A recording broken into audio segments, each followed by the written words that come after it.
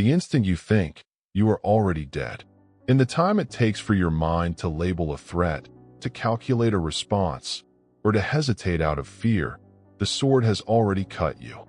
We live our lives trapped in this delay, a perpetual lag between reality and our perception of it.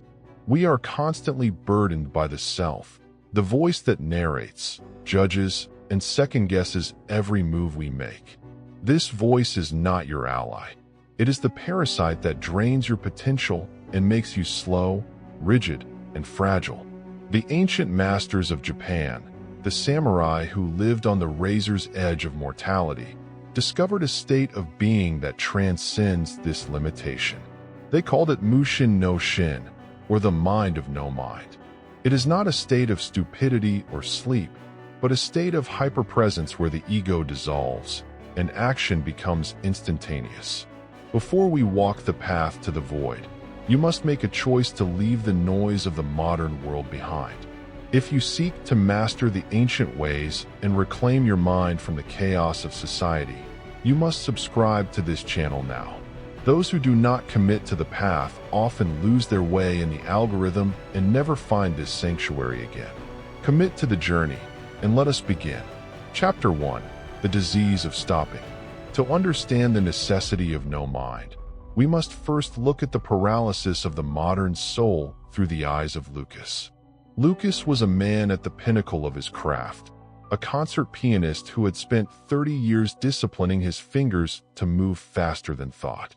On the surface, he was a master, but internally, he was a prisoner. With a career-defining performance of Rachmaninoff approaching, a piece so technically demanding it had broken lesser musicians, Lucas found himself suffering from a terrifying affliction known in athletics as the yips. In the solitude of his practice room, his hands, which used to flow like water, began to freeze. He would approach a complex run of notes, and his mind would interject. He would think, here comes the difficult part, and in that split second of self-consciousness, his fingers would stumble. This phenomenon is what the 17th century Zen master Takuan Soho described as the stopping of the mind. In his letters to the sword master Yagumin Inori, Takuan explained that when the mind focuses on a specific point, the enemy's sword, your own hands, the fear of death, it stops and loses its fluidity. Lucas was suffering from this stoppage. He was obsessed with the outcome, obsessed with the critics, and obsessed with the mechanics of his own body. Every time he sat at the keys, he was not playing music. He was fighting a war against himself. The harder he tried to control his fingers, the more rigid they became. He was trying to force perfection through the sheer will of his ego, unaware that the ego was the very obstacle preventing the perfection he sought. The samurai understood that in a duel, if your mind stops on the enemy's sword, you will be cut by that sword. If your mind stops on the desire to win, you will be defeated by your own anxiety. Lucas was not fighting a swordsman, but he was facing the same death, the death of his art and his identity. He would lie awake at night, visualizing the concert hall, and his heart would hammer against his ribs. He was analyzing every measure, every transition, dissecting the music until it was a corpse. He believed that more thinking, more analysis, and more conscious control were the answers. He was wrong. He was feeding the disease. Chapter 2. The Abiding Place. Lucas sought help not from another music teacher, but from a quiet, elderly man named Hideo, a retired kendo instructor who lived on the outskirts of the city. Hideo did not ask Lucas to play the piano. Instead, he handed him a wooden bakken and told him to strike a tire hanging from a tree in the courtyard. "Where is your mind?" Hideo asked as Lucas swung the sword with rigid determination. "My mind is on the target," Lucas replied. Hideo shook his head. "Then you have already missed." Hideo explained the concept of Mushin not as a mystical trance, but as a practical necessity of survival. He quoted Takuan, "If you place your mind on the enemy's body, it will be taken by the enemy's body. If you place your mind on your own sword, it will be taken by your own sword. Where, then, should the mind abide?" This riddle tormented Lucas. He tried to empty his mind, but the harder he tried to not think, the louder his thoughts became. This is the paradox of control. You cannot command the ocean to be still by hitting it with a hammer. Hideo watched Lucas struggle, his shoulders high with tension, his breath shallow. "You are trying to be the one striking," Hideo said. "You must become the strike itself." This distinction is the core of Mushin. In the state of no mind, there is no subject and no object. There is no I doing the action. There is only the action occurring. When you are truly hungry, you just eat. You do not think. I am now performing the act of eating. The samurai sought to bring that level of natural, unthinking immediacy to the act of killing and dying. For weeks, Lucas chopped wood and swung the bakkin. He hated it. It felt like a waste of time when he should have been rehearsing scales. But slowly, the sheer repetition began to break down his intellectual defenses. Boredom is a powerful tool for the warrior. When the mind is bored, it stops analyzing because there is nothing new to analyze. One evening, as the sun set and the temperature dropped, Lucas was swinging the sword in a rhythm, exhausted and cold. He ceased caring about his form. He ceased caring about impressing Hideo. He ceased caring about the piano. In that moment of surrender, his swing became fluid, fast, and cracked against the tire with a sound he had never produced before. Hideo, watching from the porch, nodded once. The mind was nowhere, the master said. Therefore, it was everywhere. Chapter 3, The Great Elimination. Armed with this glimpse of the void, Lucas returned to the piano, but he had to dismantle his entire approach. He had to undergo a process of elimination. The modern world tells us that to improve, we must add more knowledge, add more apps, add more techniques. The way of the warrior is the way of subtraction. To reach Mushin, one must chip away the unessential until only the truth remains. Lucas realized his rituals were actually chains. He stopped recording his sessions to analyze later. He stopped reading reviews of other pianists. He stopped visualizing the audience.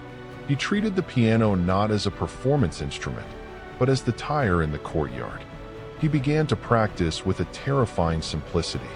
He would play a single scale for 3 hours, not to perfect it, but to disappear into it. He focused on his breath, regulating it into the deep, diaphragmatic rhythm of a sleeping tiger. When a thought arose, am I doing this right? Or what if I fail? He did not fight it, nor did he entertain it. He let it float by like a cloud reflected in a lake, without gripping it. This is the state of Mizu no Kokoro, or mind like water. Water reflects the world perfectly, but does not hold onto the image. If you throw a stone into the water, it ripples, but it returns to calm instantly. Lucas was learning to let his mistakes be stones.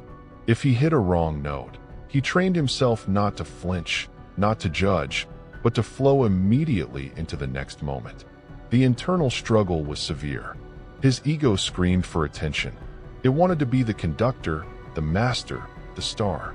It terrified him to let go of the control he had spent decades building. It felt like stepping off a cliff. But he remembered the words of Miyamoto Musashi. Step by step, walk the 1,000-mile road. He realized that his anxiety was merely his ego trying to protect itself from the possibility of a future that hadn't happened yet. By staying aggressively in the present, in the sensation of ivory under his fingertips, in the vibration of the strings, he starved the ego of the time-traveling fuel it needed to survive. He was becoming a vessel. Chapter 4, The Void. The night of the concert arrived. The hall was packed, the air thick with the humidity of 1,000 breaths. In the dressing room, the old fear tried to claw its way back into Lucas's throat. His hands trembled. This was the test. A novice suppresses the fear. A master acknowledges it and steps through it. Lucas closed his eyes and visualized the void. In Musashi's Book of 5 Rings, the void is the final element, representing that which cannot be known, only experienced. It is the place where form and emptiness are one. Lucas realized that Lucas did not need to play the concerto. Lucas was just the biological machinery. The music existed eternally, and his only job was to get out of the way and let it pass through him. He walked onto the stage. The applause was a distant roar, like the ocean, irrelevant to the task at hand. He sat at the bench. The silence that fell over the room was heavy. In the past, this silence would have been filled with his internal monologue. Don't mess up. Everyone is watching. Now, there was only the wood of the floor, the light on the keys, and the breath in his lungs. He placed his hands on the keys. He did not think, start. He simply allowed the first movement to happen. It was as if the music pulled his hands, rather than his hands pushing the music. He entered the state of flow, the Mushin. He was not looking at his hands. He was not thinking about the next measure. His mind was everywhere and nowhere. It flowed into the spaces between the notes. When a difficult passage approached, the one that had frozen him for months, his mind did not stop to inspect it. He flew through it with a terrifying detachment. It was almost as if he were watching someone else play. There was no hesitation, no gap between impulse and action. The sword was swinging itself. He was dangerous in his precision, terrifying in his calm. The audience felt it. They were not watching a man perform. They were witnessing a force of nature. Chapter 5. The Arrow That Flies Itself. The climax of the piece arrived, a cacophony of chords that demanded absolute physical exhaustion. In the past, Lucas would have tensed up, trying to muscle through the finale. Now, he surrendered completely. He merged with the instrument. There was no piano, no pianist, only the sound. When the final chord struck and echoed into the silence, Lucas remained still. He did not immediately jump up to accept the praise. He sat in the residue of the void, feeling the total emptiness of the moment.